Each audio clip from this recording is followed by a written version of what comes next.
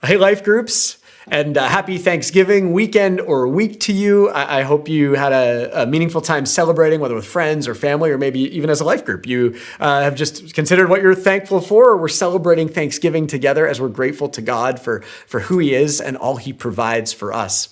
And this week, as we continue our journey through the book of Revelation, we were looking at Jesus' letter to the church in Pergamum. It's the third of these 7 letters.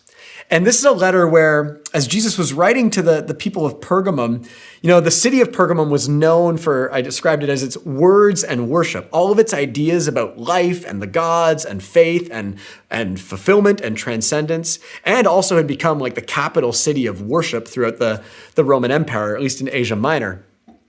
And Jesus wanted to commend his followers there that in the midst of all of those other ideas about the gods, how they had stayed faithful to him, that they had held on to their faith in him, some of them under severe oppression and even martyrdom to the point of death.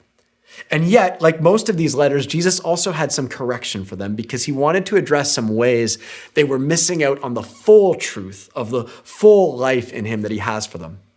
Through some of them in the church who were participating in some of the idol worship practices of their day, particularly around these idol feasts and idol sexual practices. And while those particular kinds of temptations are not ones we really encounter today, the longings behind them for fulfillment and intimacy, and that we experience through things like food and sex, those are very real for us. And really the question at the heart of this message is, what are we pursuing to experience fulfillment and intimacy in our lives?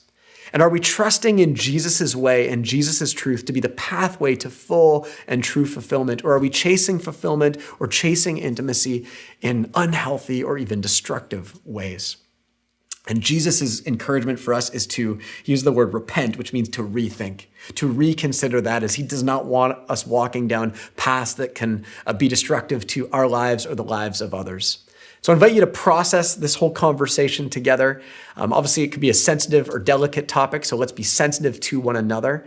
But let's consider how we can point one another to the life that Jesus has for us. As Jesus makes clear, even in how he concludes this letter, that he wants to bring the fullest experience of fulfillment and intimacy into our lives through what it means to know him and to follow him and to live a life of faith as a community. So I hope you have a really great conversation.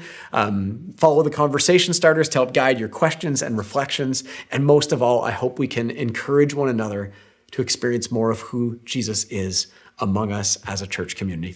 Have a great time together.